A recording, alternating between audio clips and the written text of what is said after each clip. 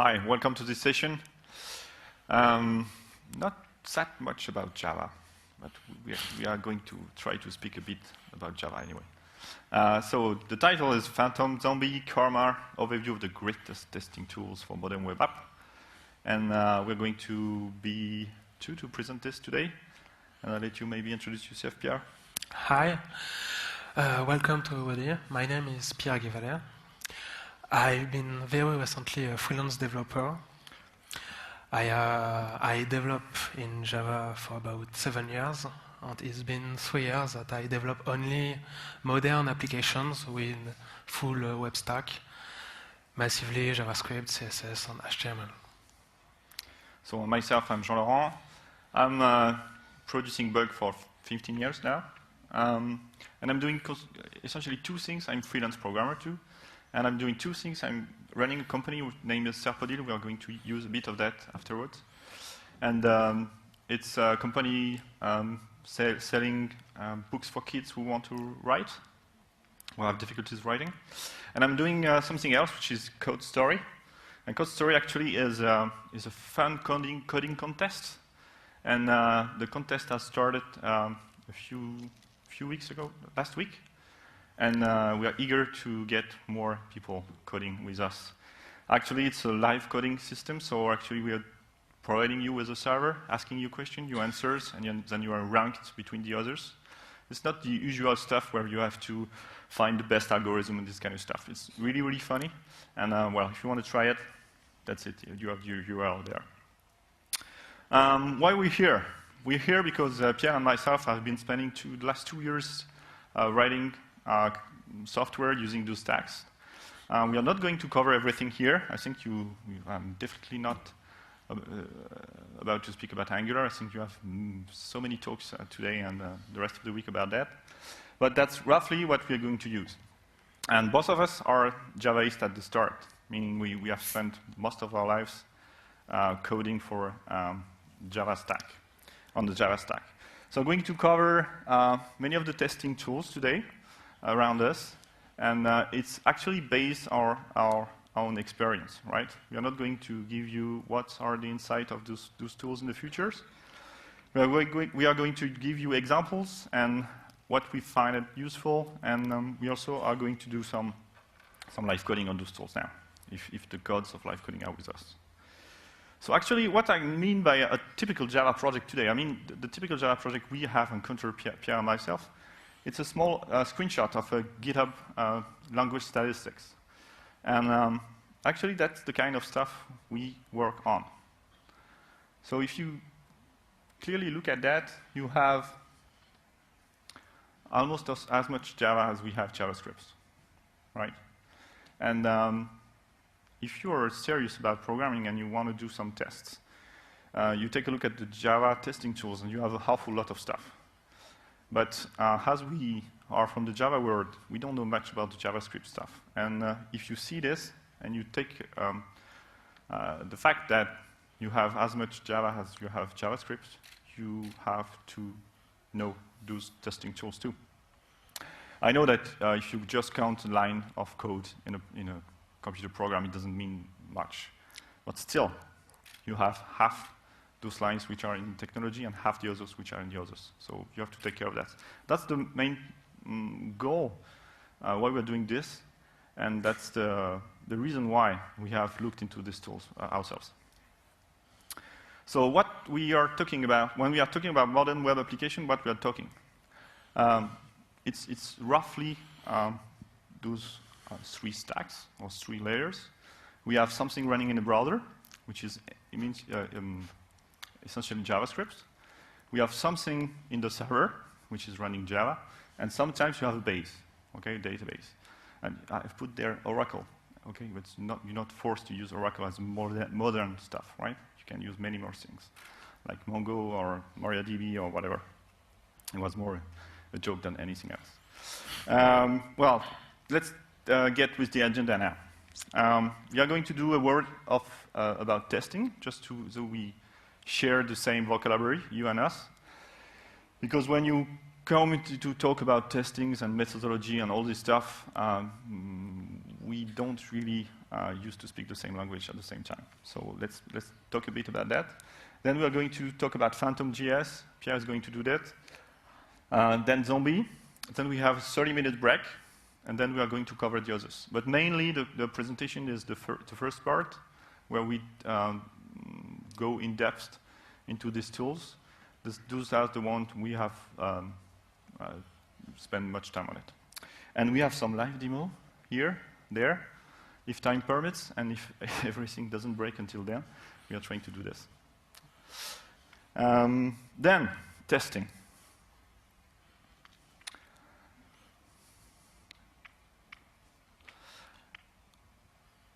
When you're in a software project and you talk about testing, much of the time people say, yeah, okay, yeah, I'm doing it. I know. And if you look into the details, you see that most of the people doesn't test that much.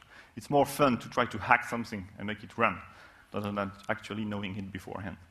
So actually, I'm usually the guy who wear the Darth Vader mask in the software project and hunting people to make them test.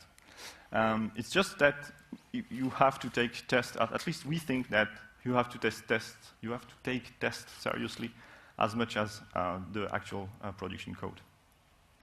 And my experience is that people have much more experience in writing production code, so they are quite at ease with that. And but they didn't spend as much time writing testing code than writing production code. So they are much more agile in doing the production one. So you have to learn this, right? Testing is also about learning how to test code has to be done too. So that's the taxonomy. Taxonomy is a clever word just to say that you have category of different tests. Then in our language, in our vocabulary, we use to split the test in 3 big categories, which is acceptance testing, integration testing, and unit testing. And we're going to cover this very quickly. So unit testing is about testing what's inside one layer, right? We've put the server layer here, but we do the same on the browser layer. And actually, it's a technical test, something which is very, very technical. It doesn't convey anything about the software you're going to write, you're currently writing. It's very, very fast. It should be less than 10 milliseconds, or 1 millisecond, ideally. And I've used some object-oriented semantics, but it's useful also for other kind of programming. But the class, or at least the code you're going to test, is tested in isolation of everything else. That means that that's one way of making it fast. That's one example of integration of unit testing. It's in Java. And actually, it tests that whenever you add a bid to an expired bids, it's actually, there's one winning. Okay? So the amount of code used here is very, very low. You have one value object on top, which is the bid one. Then the only method which is tested actually is add here. So it's very fast. Integration testing means testing many other parts at the same time. And that's what most people do, actually. Most of the time when I go to projects, people are doing actually integration testing. It's still technical test, okay? It's when you're going to test, for instance, a controller and up to the database, right? So you're testing the controller, which is going to the database, ramping up the data up to the controller back, then you're testing this data. So it's fast, and I think I've been very nice saying that it's 1 or 2 milliseconds max, because most of the time it's much more than that. The code is tested in logical group. Logical group meaning anything you want, and actually it's things that works together, right? It makes sense for you. Most of the time when you learn testing, you start with this, because it seems to be the most obvious one. You take a part of your software and you just test it. But it's quite slow. If you have many of those, it's slow. And one more thing, there's many things in this kind of test. So you have the database to be set up. You have the controller to be set up, for instance, and sometimes you run into trouble when you try to parallelize them or running them together, this kind of stuff, or initializing database. All those tasks takes time.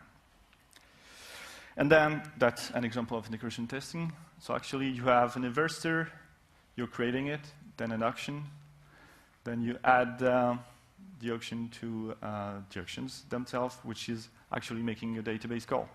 So the line in the middle, add big to auction, is actually making a database call. And you're just checking that the results actually exist. Then acceptance testing in our vocabulary is something which is testing the whole stack. So it's a sometimes it's a functional test, most of the time it's a functional test, meaning that when reading the test, you understand something that the software does. It's very, very slow, because you have the whole stack to run, and it's very fragile too, because you're running everything, including the browser eventually. So it's like in any complex stuff, the chance that something breaks is correlated to the numbers of things which is actually running. So as you have many, many, many stuff running here, you have many, many chances that it does break. The major point here is that if you are able to run this very fast, you know that your application actually is working, far more than just integration testing or unit testing, right? If those tests pass, your application will deploy easily. And that's the main point of those tests. Some example of acceptance tests. That's one written in the BDD style, behavior-driven development, which actually helps you to write in English or in whatever language you choose. Here it's a very simple scenario, and you can hook up code which is going to react to each of the sentences and actually do something through a browser. Maybe we can show some example of this later on. It's one way of writing acceptance tests, right? I'm not a big fan of BDD, but I just have to speak about that to be thorough. But that's one of the tests we are writing now, and we are going to see you how to write that, right? Most of you should be developers here, and developers write this kind of test. And actually, you're using a browser, fake browser, which is going to click on different parts of your system, and then make some kind of assertion at the end. Here, the code is written in CoffeeScript. We are going to do demos in JavaScript and CoffeeScript today. That's one of the language we use. And why we are using this language particularly here is because it's quite easy to read, right? It's quite small and light. So when we are talking about acceptance testing, we talk about that. And you actually can read this code here and clearly understand what the application does at the whole level. Just a quick way of the test pyramid. I've put here links here and there. It's just to show you the amount of code, roughly, that you should have in each of those stacks. So actually it shows, without any numbers, right, that you should have lots of unit tests, a bit of integration testing, and a few of those acceptance tests or UI tests. Why? Because it's quite fragile, right? So if you're going to check each and every scenario of your application using UI testing, you're going to have, it's going to be very, very slow. So you're going to have a feedback loop which is very, very high. And at the same time, it's going to break very often. As we've seen, as it involves lots of stuff, it's going to break sometime, at some point. But still, if you're able to run this, and run them automatically, I mean, you're going to be quite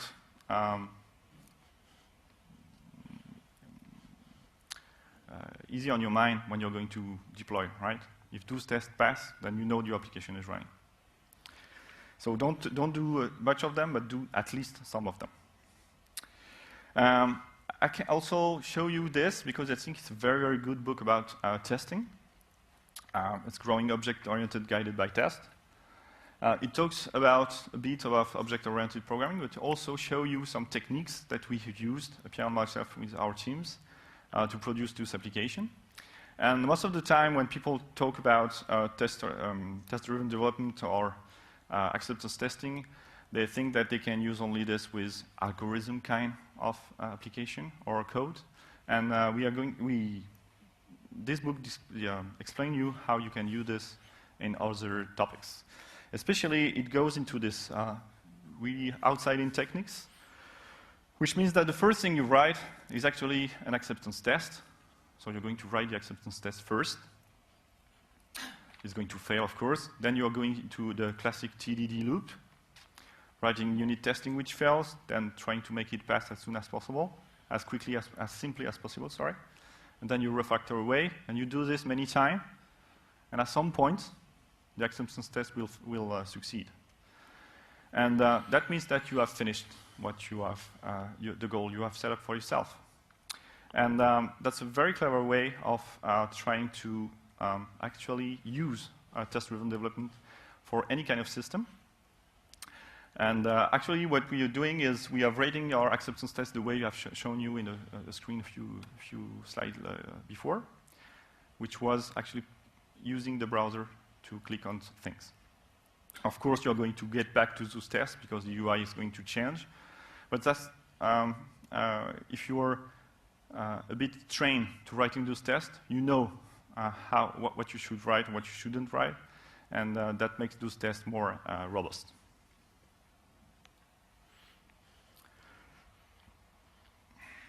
So we are going to speak about headless browser.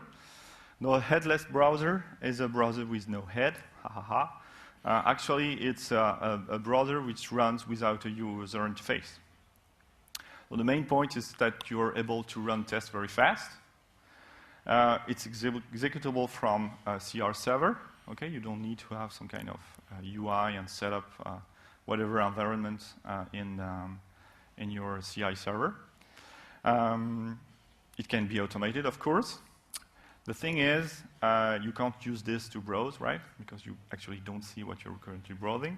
So if something fails, if it breaks, most of the time you're in trouble to see what actually breaks, because you just have the result of your testing suite, and you don't have actually the page in front of yourself. Some tools can show you that. We're going to see this. And lastly, we can show you some example of a headless browser. We are going to use Phantom.js, which is running under Qt, but Pierre is going to go into detail on that. If you have done some lightly, Java web application with a small slice of JavaScript, not very high, maybe you have used HTML unit, which help you write those kind of tests. And we're going to talk about Zombie also just after that, which is running under Node. What we have? Oh, I think it's your turn. And you're done. Thanks. So we'll begin the presentation of headless browser with Phantom.js. So what is Phantom.js? Phantom.js is a headless browser based on Qt WebKit. Many people seem to think it's based on Chrome and V8, but actually it's not. It's based on the JavaScript core, JavaScript runtime. It's nearly as fast as V8, but it's not. But it's a full JavaScript API with real rendering. It's not emulation or simulation like many others, like Zombie or like HTML unit. And it's a pure headless. There is no need of X11 on Linux, for example, to run it. You can run without any user interface or graphical interface. It's been created by Arya Yadat in 2010.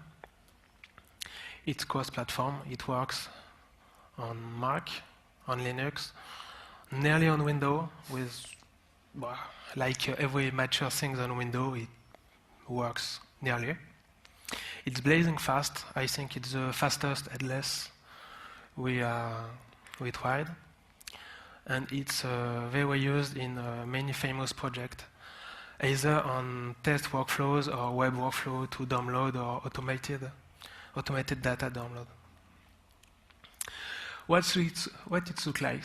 Well, it's JavaScript. It's very much like Node. It's not Node. You cannot require Node package on Phantom.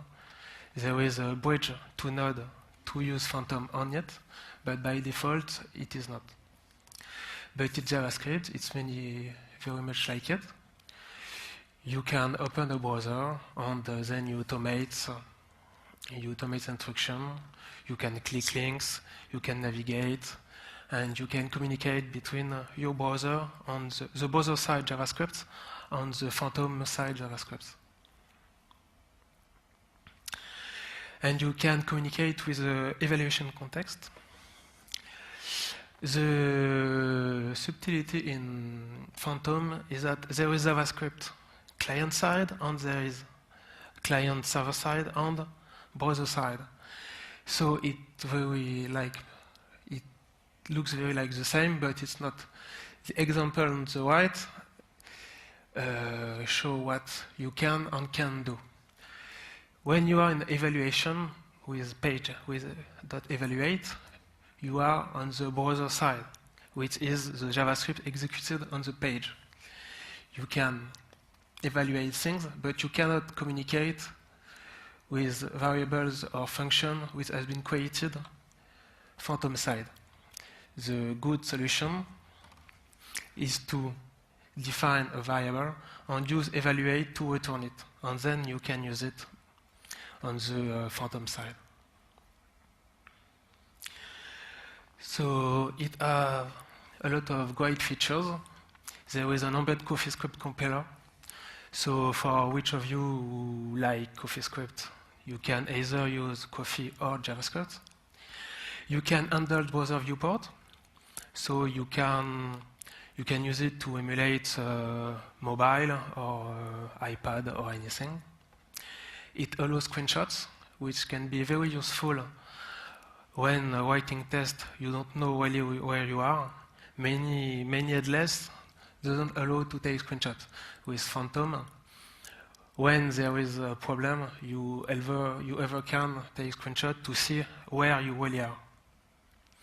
You also can use the Chrome debugger. It can be used to both see the Phantom stack and the client stack. I never really used it, but apparently it works really fine. And it's based on WebKit, so it's very reliable with web standards. So you can use Canvas, you can use local storage, CSS animation, web workers, and many other things. Like I said, it's very reliable. Here are screenshots taken with Chrome and with Phantom. You can see that, well, Phantom cannot display video elements, but everything else is kind of the same. The only problem is with fonts, which depends on your OS, but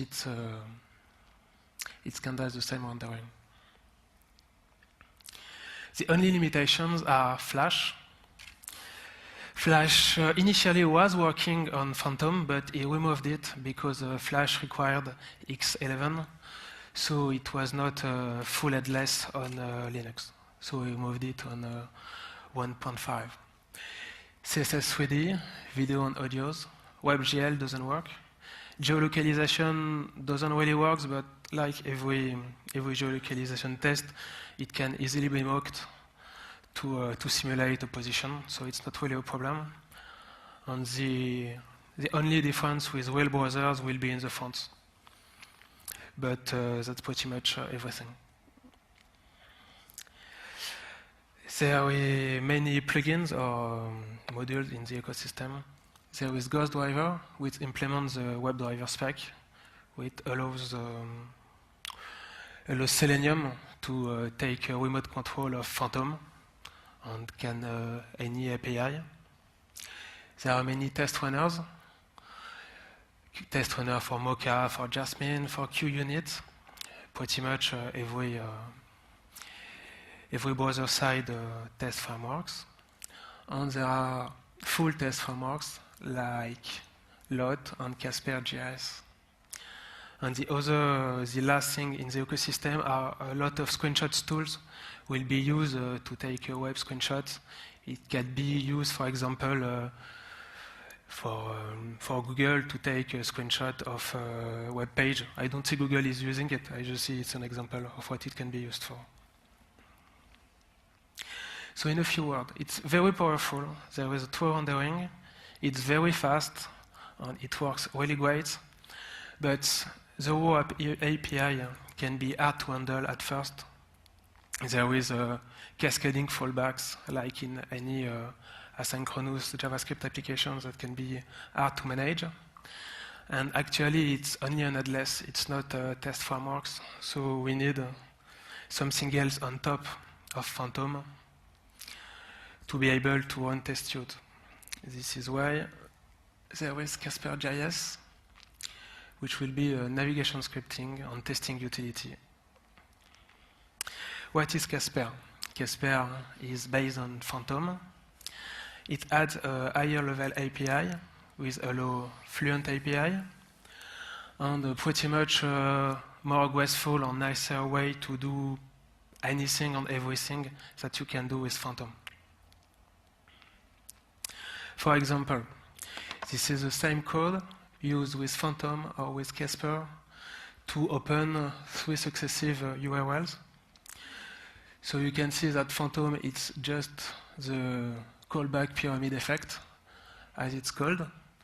And with Casper, with the step stack, it's just more legibility, and actually it's more factorized. As you also, for example, this is the code used with Phantom or with Casper to take a screenshot of a part of a page. Actually, the code on the left is pretty much what is using Casper internally, but every Casper method is just a simplification of Phantom. There are also many other methods, which is for page manipulation, synchronization, DOM accessing, or debugging. The tester API is what will allow Casper to make unit test or functional test. So, like you can see, it's just like any other test scenario. You tell Casper to start on opening an URL, then you make assertion, you can navigate.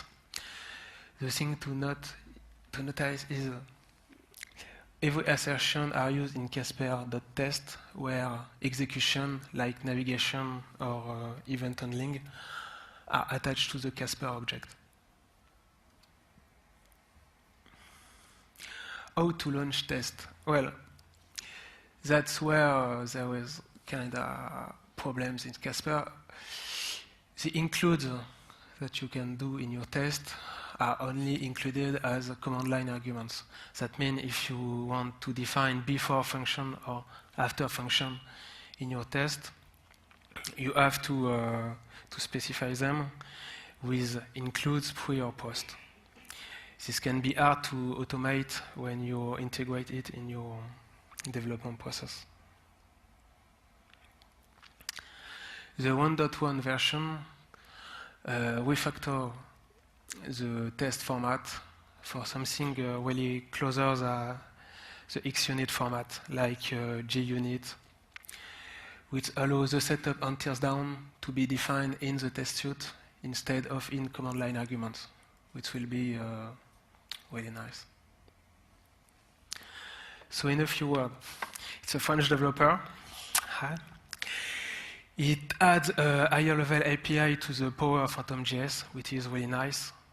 It's as fast as Phantom.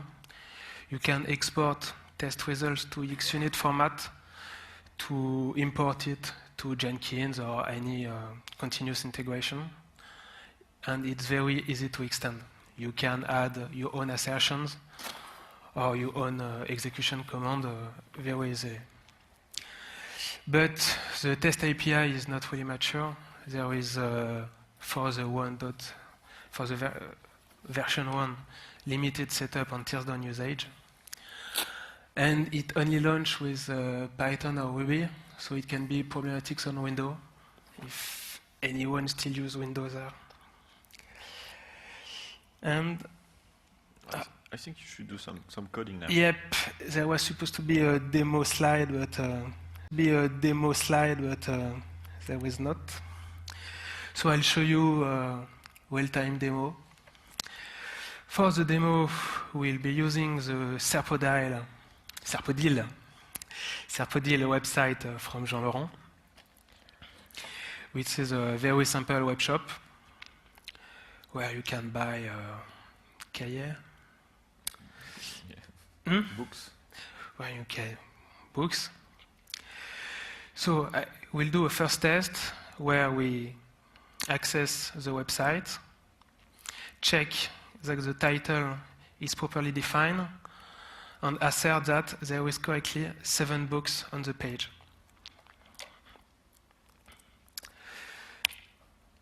So I'm creating a first test. Maybe you should have a bigger font. Oh, No? sorry. Can you read this?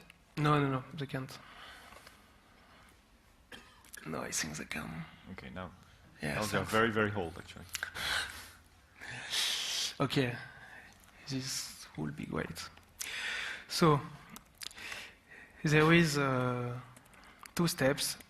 Here, Casper start, you define an URL, and Casper will open the website.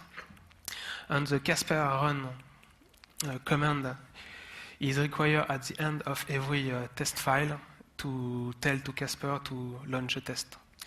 So the first thing to do is to assert the title. For this, I need 2 vars. I need the URL and the home title. Then I just have to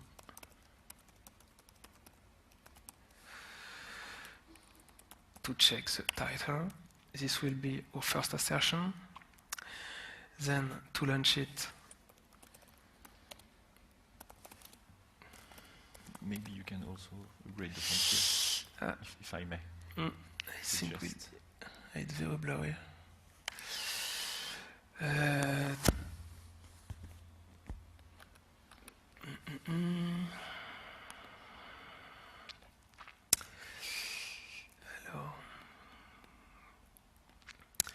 I don't know where it is. If anyone knows where it is on Ubuntu. No, they all use Windows, actually, so it's not going to help you. Too bad. Okay, here we are.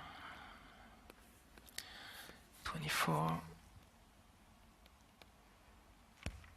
Okay. So I launch the test with CasperJS test with the name of the test. We see that our first assertion pass. Page title is. Now I will check that there is correctly 7 books on the page. I will do this using assert eval. Assert eval uses a function that will be executed client side and just assert that the function returns true. So I just have to find the correct selector, which will be dot product class product.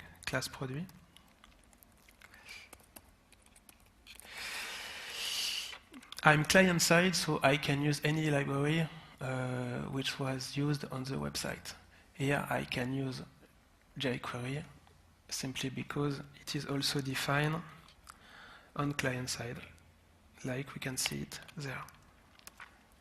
So I'm checking that the length of the product selector is equals with 2 to 7. I launch the 2 test space. I will create a new test on a new file. So I will create a second test file, test order. It will be a little more complicated. I would like to factorize the URL to to avoid defining it twice. So we create an include file where I put the URL, and I will use include to import it in both files. So if I launch test home again, this is passing. So I create my second test.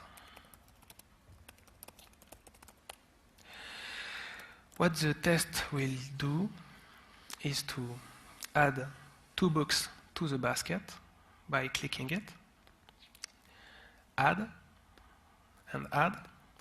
Then we'll go to the basket page and check if everything is all right. So I open the page. I will then click on the product. So it will be Casper and Phantom works with CSS3 selectors, so you can use this to target the first product. And I need to click on the add button, which will be of this class.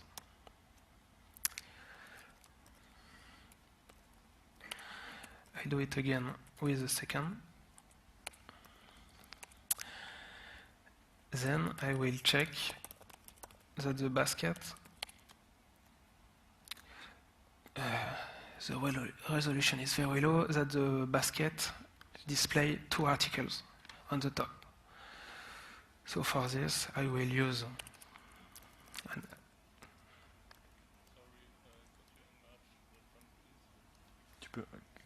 oh, sorry.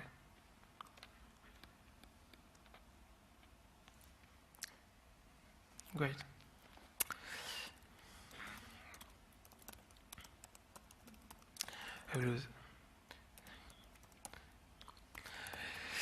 I will use assert selector as text with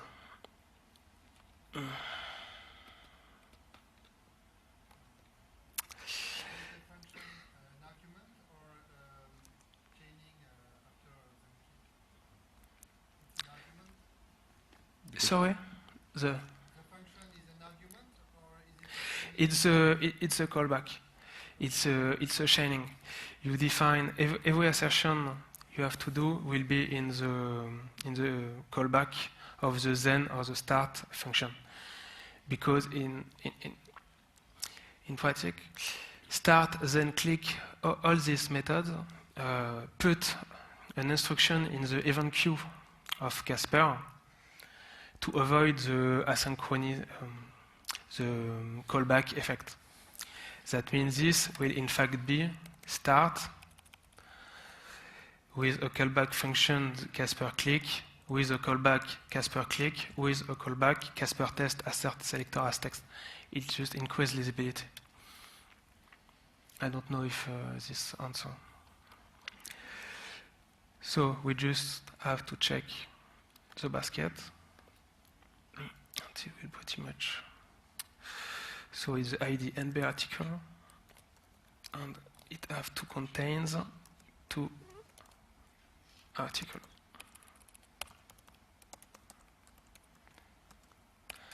And it should be, it's not passing because I'm not including it. Parse error.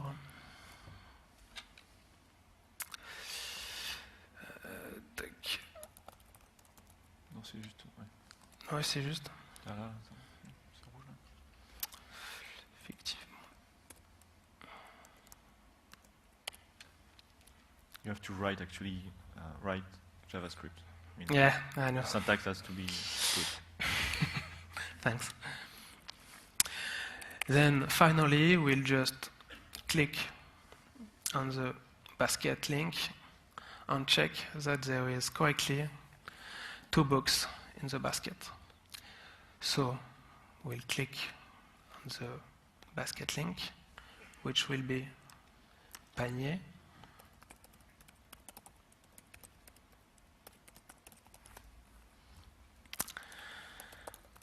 Then we'll assert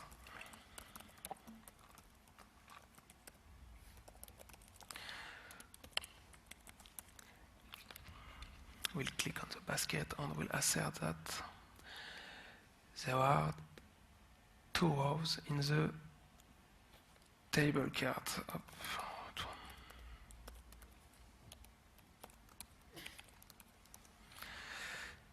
Basket item.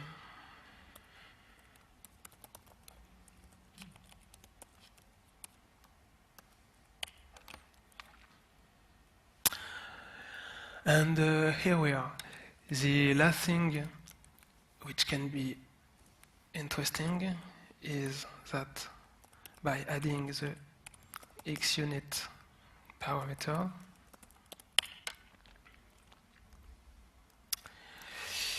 you can generate the test suite QUNit format to import in tech. So you can include it in your You build include it in results. your Jenkins or CI, like this. But it's still blurry.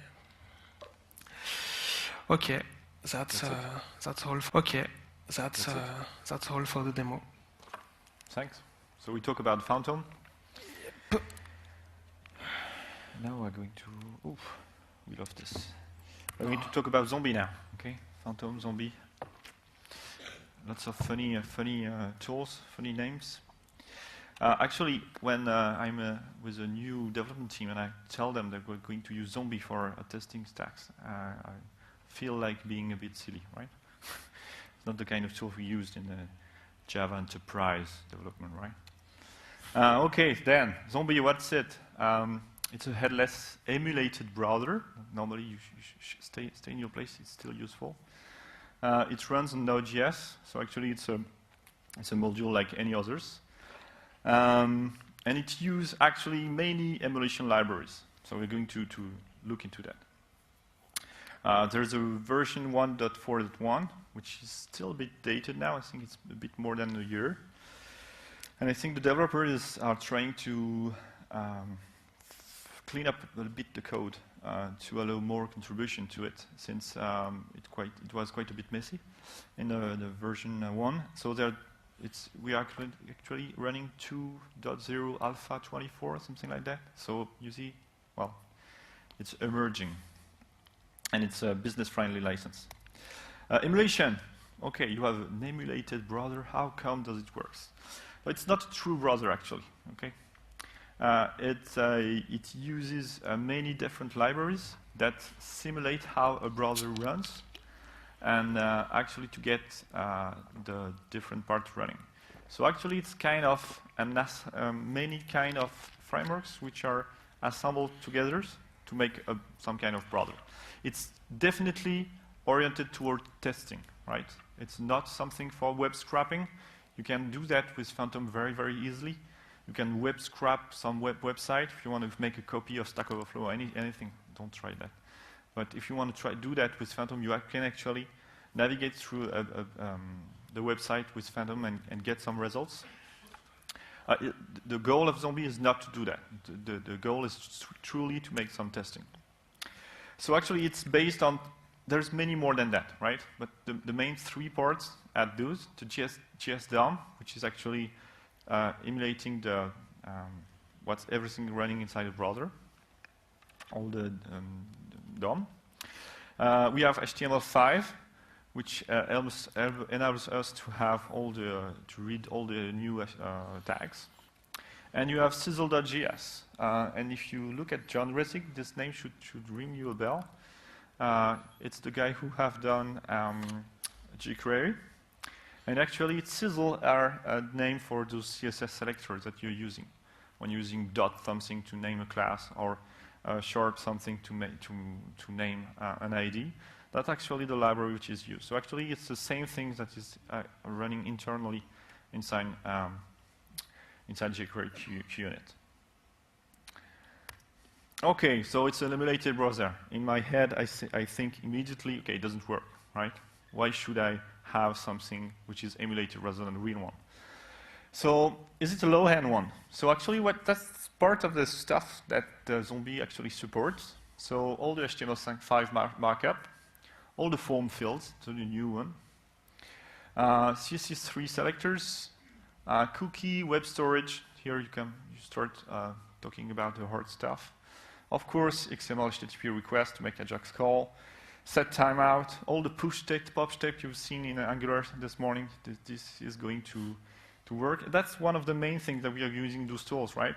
They are able to run JavaScript and listen to hashbang changes inside the location bar of your browser, and that means that you can actually test those stuff.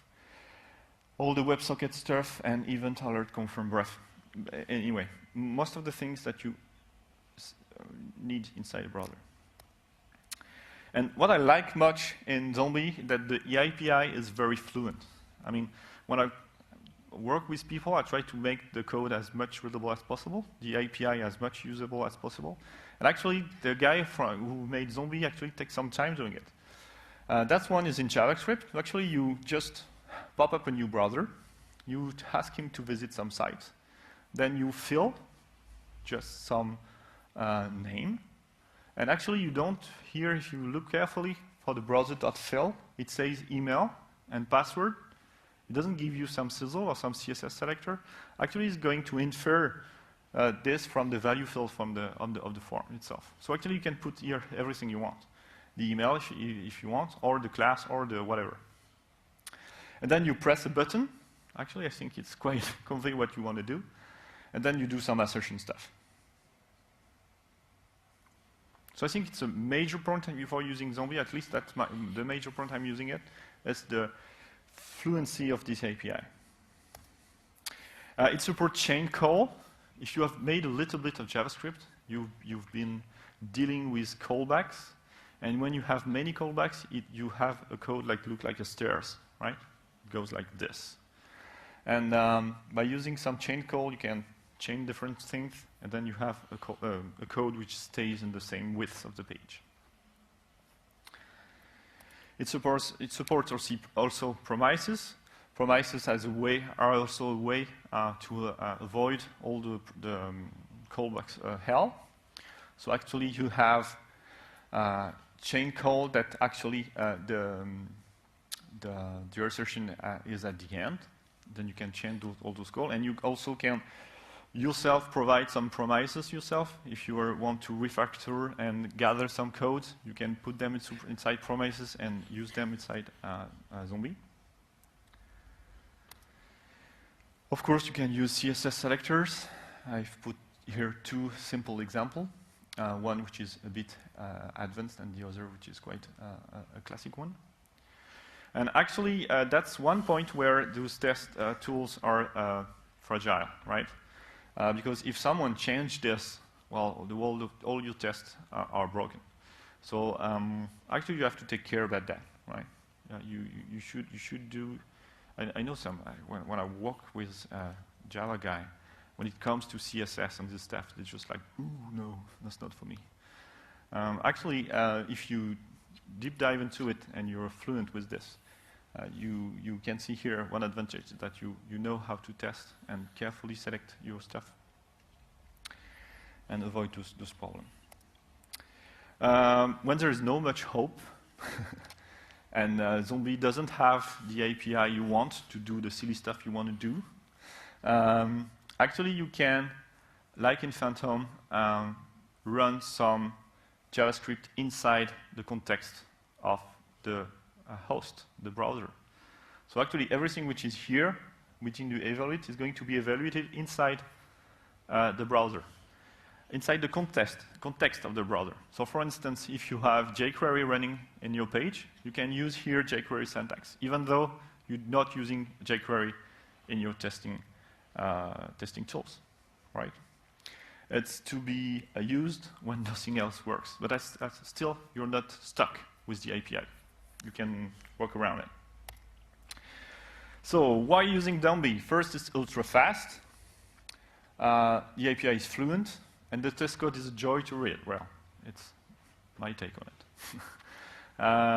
The wrong side, it emulates browser. So whenever something breaks, doesn't work, you don't accuse yourself, you accuse Zombie, right? It's not you, it's innocently the machine which is not working. Actually, with my experience with a bit more than 2 years using this, most of the time Zombie is right? It's me who's doing the mistakes. So there is some corner case where you have to work around it with evaluate, but most of the time, if you're doing even advanced JavaScript stuff, it's going to work. We once have an issue with Zombie where we couldn't replicate the problem we had. It says the test fails. Whenever we tried it, it works in normal browser. And we accused Zombie for some hours. And then we look into what we've done, and we've seen that the way the events were coming inside our browser were completely artificial, and it was our mistakes, actually. And Zombie was getting the events in the right way. And it showed us a problem that could arise later on. Errors are somewhat cryptic. When it fails rather badly. That's not a good point. Integrating this in a Java build is quite an endeavor. It's not easy at all. Okay, you have to run Node.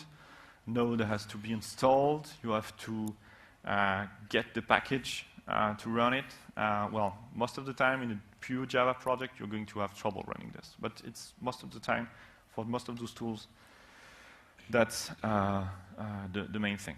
And the main developer says it's a side project, right? It's doing too many things. He's doing many things, so it's not the main stuff he's doing. That's why development is not very, very advanced. It goes on slowly. I think I speak too much. It's time to some demo, right? What do we have later on? Yes, demo time. Yep. Go. So stay with me. Pray a little bit for the gods of live coding. And let's go. Coding. And let's go. Okay, we have a console where we have nothing inside it. And we are just, is it readable? Oops. We've lost something, sorry. Oops. Even, oop. Okay, you didn't pray enough. I have just a panic folder in case everything breaks a lock, right? So let's try with, I'm doing the demo with CoffeeScript.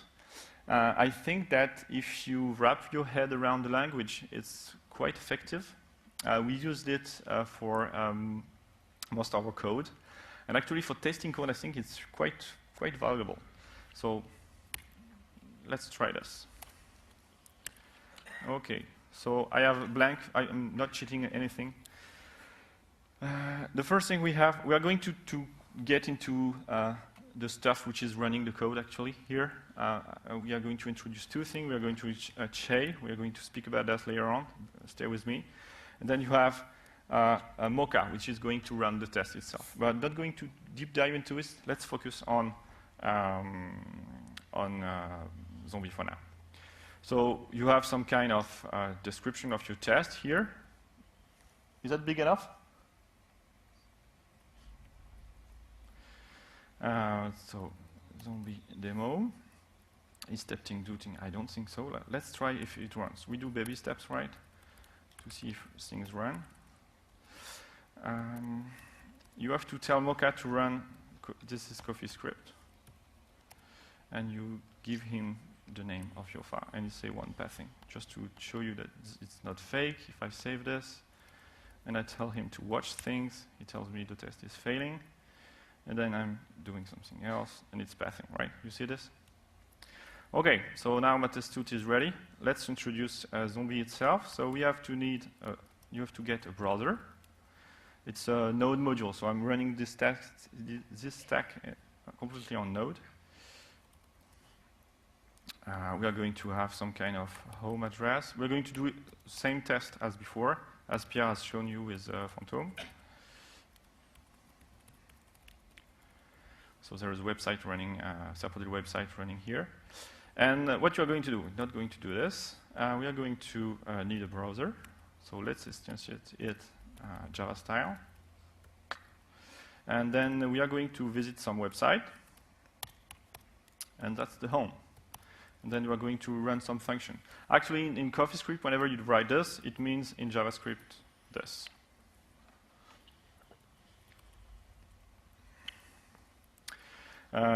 And once we have visited, Zombie will call this callback here. So we have another browser, and we get some text of a sizzle named title. And this should contain Serpodil, for instance, right? And this is going to be an asynchronous test. So the testing suite doesn't know when it ends. So you have to tell him. So actually, testing tools give you some done function that you have to call when you're making the last call. It prevents you. OK, this is passing. And I don't know if you see it, but it took 231 milliseconds to run. And actually, it loaded the page. I'll show you that it's actually really running. Write something else here, and it's failing. So here we have something set up very quickly. I just wrote a text file with a few lines. I'll do this in a live demo. And you can also at least start testing your environment. I mean, just this test is effectively telling me that the whole stack is running. The website is responding. So if I run only this test, which I've wrote in a few seconds in front of you, you already a bit more assured that when you're going to hit deploy, it's going to work. So let's do something else. We should check adding the product actually adds product. So it should check adding, clicking on a product is adding to the basket.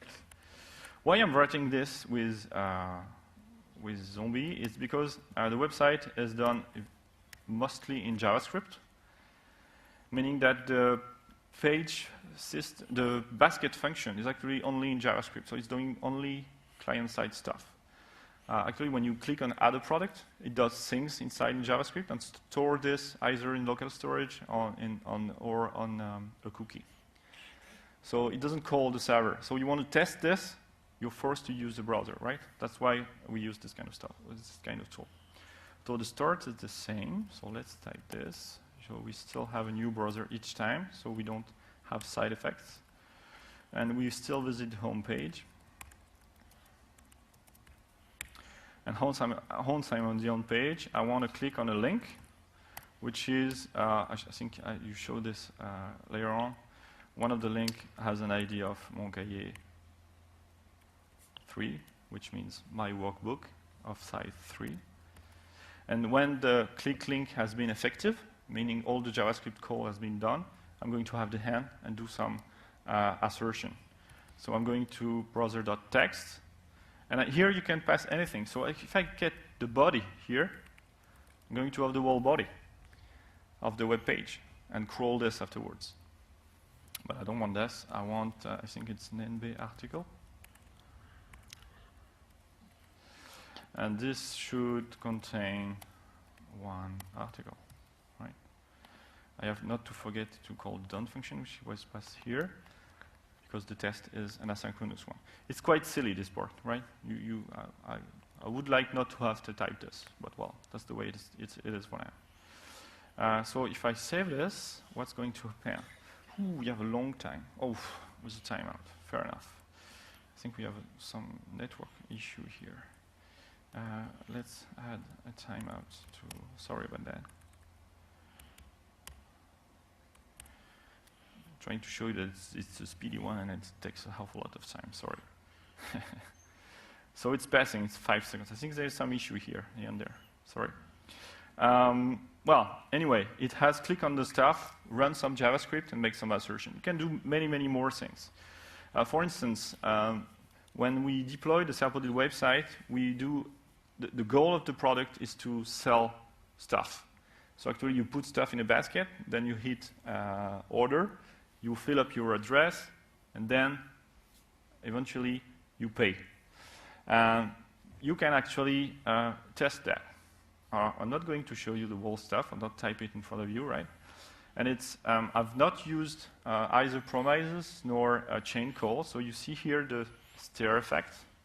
And you also see that this kind of big, ugly code is going to break sometimes, right? So, but it's the main point of the website, right? If you read this, you can see here you have a click link. You add something on a basket. Here you click on the basket itself, you validate it, and here you fill up the whole form to give you the address, right?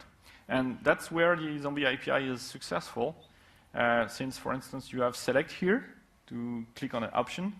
You have a check to check, actually a checkbox, and you just fill up here different parts. Also, we've put up a basic authentication just to see that Zombie supports that. So actually, it's adding the stuff to the basket, and then it goes to the back office part, reading some JSON to check that the product has been actually added. So it's a full rundown script which tests the whole stack.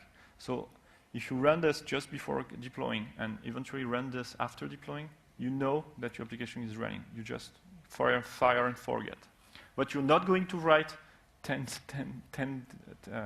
of those tests, right? It's too heavy. It's going to break. Actually, here, I managed to, or I've not done it, but I should click also on always on the same product, for instance, just to be sure that if I change something, my whole test suite is not running, is not breaking, all this kind of stuff. Well, I should try to run this, but with the, oh, I didn't save, no, it doesn't recognize this. Yes, it's running. It's still very slow. Sorry about that. I think if you try this, it should be faster. It should be around 300, 500 milliseconds per test.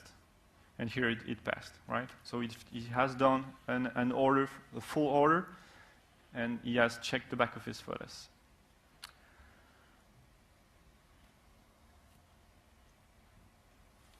I think we're in. What should we do now? I think it's the break time, no? Yep, it was. Yeah, sure. After we go into QUNit and all this stuff. So we have, how many time is it? 30 minutes? Yep, we have 2 hours left. So it's 2 hours left. Oh, maybe we can go a bit forward. It's 2 hours left. Oh, maybe we can go a bit forward. Maybe we can go over QUNit and Sinon.js, I think. You have to do it by hand because it is not working. Does it work? No. Oh, okay. So we'll continue with QUNit. So QUNit is one of the first JavaScript testing frameworks. It was part of the JQuery project developed by Jean-laurent. It became public in 2008, but it's still maintained by the JQuery team. It's very light and it's very easy to use. Maybe too much, maybe too easy. But it was one of the first and it worked very effectively. It's a browser-based launcher, so there is no way natively to launch it with Node or anything else. You have to open the browser to launch a test, so you can do manually or with Headless or anything, but it's browser-based. It follows the QUNit format, so it will be module, test, assertion, OK, equals, and it's extensible with many plugins. Next. Still doesn't work? Yes, it works now. It does. It's very simple. To use QUNit, you just need 3 files, and HTML with the QUNit JavaScript and CSS included, and the CSS and JavaScript files on the website. The usage is also very simple. You can optionally define modules, which will be like test package in Java. Then you define test, where you can declare assertion and checks. Very classical. There are only a few assertions. The framework is meant to be very simple. So there is OK. We will check a Boolean assertion, which will be passing if it's true and failing if it's false. Equals, which will be a comparison with a double equals. Deep equals, which will be a comparison with a triple equals JavaScript operator. Sorry, deep equals will compare object with nested properties. That means if you have an object with an A and B properties, this will check the nested properties and not only references. Strict equals will check with a triple equals operator. Throw will check if the named exception has been thrown. And the reverse assertion exists, which is not equals, not deep equals. And I think that's all, because there is no not OK. You can also do async tests, because we usually always need asynchronous testing. For example, when you have to wait for an Ajax call, or when you have to wait for timeout. So this is a simple example. Like in Zombie, asynchronous test is just about telling the test when to start, actually when to check the assertion. So if you have one or more Ajax calls, you have to manually define the starting point of the verification. The QUNit is very simple, but the ecosystem is very rich. There are a lot of assertion plugins. Assertion for Canvas, for HTML, for SVG, many things. There are a lot of runners for Node, JUnit. I think there are Grunt runners, maybe Karma. At least you can run QUnit in Karma. Many integration used to launch QUnit test in different projects. I know Drupals have one. Rails also have one. And there are a lot of framework integration. For example, you can use QUnit with Sinon, which I will be speaking about later, or in a JS test driver to use QUnit in JS test. On the right, there is an example of assertion definition. You can also define yourself your own assertion, which is very simple. You just have to extend the assert object of QUnit. Then it will automatically be pasted on the function, and you can use your own assertion. You do some demo now? Sorry? You do some live coding now? Yes. The thing is, coding now. Yes. The thing is, with QUnit, we changed a little bit. We started talking about Zombie and Phantom, which were more about testing the UI. With QUnit, you're more into unit testing and integration testing. The following frameworks will be more about unit testing, except for Karma, I think, yes. and the Plateau.js and.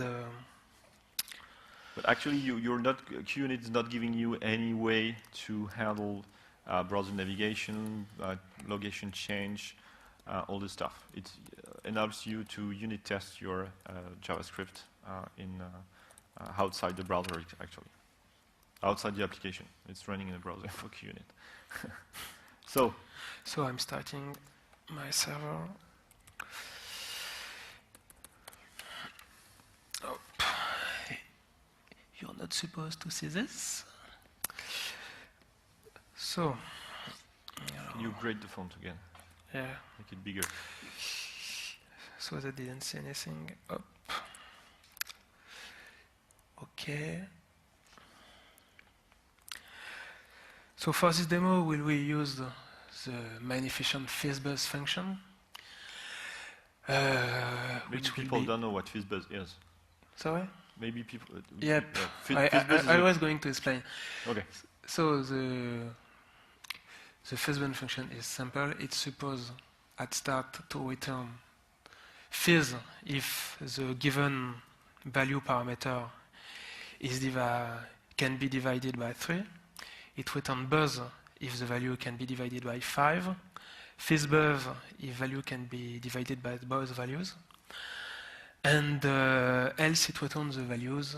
Unless values is null, then it returns null.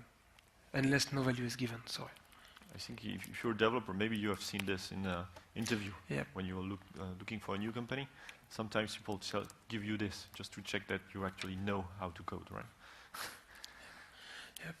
It's very used with refactoring because we won't be going up to this. So I'm defining a first test, which will be Fizzbuzz should return 1 when value is 1. So test takes 2 parameters. The first is the name of the test. The second is the test function. So everything I want is equal Fizzbuzz the 1, 1.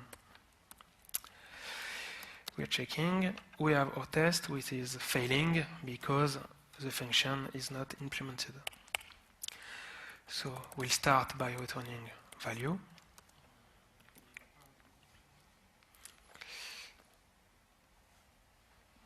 So actually the tests are running inside a browser, right? Yep. We have to manually refresh the page every time the code changes. But actually, if you're using, we've done this before, actually if you're using HTML unit and this kind of stuff, you can actually run this inside HTML unit and check that at the end QUNit says by looking and scrapping the page with HTML unit that the tests are good. So as there is no much JavaScript involved on this page, you can actually, inside the Java build, quite easily load this page up with HTML unit and check that everything is running fine. This will work great unless you're using, well, it will work with Backbone or Angular or any advanced frameworks. HTML unit will not be enough for this kind of frameworks, but for plain jQuery, this just works very well. So we'll add a second test. It should return fizz when value is 3. Another function.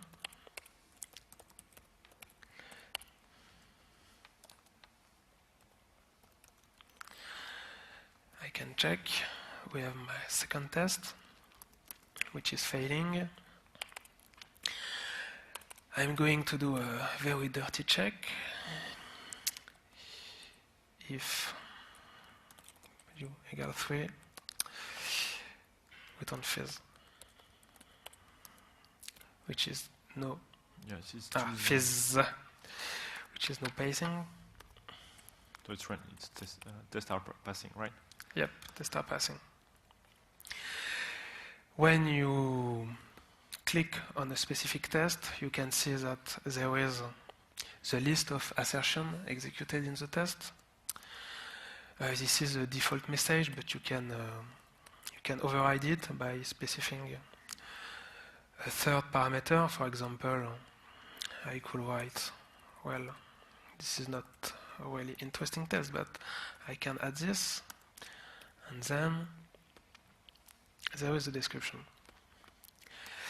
I also can add an optional module call, which will define the module the tests are executed for. If I do this, you can now see that before the test name there is the test module, which is actually used for defining the package or the scope of the test. If you define another module before the second test, module 2, you can see that there is not the same name. It can be used in development because you can filter by module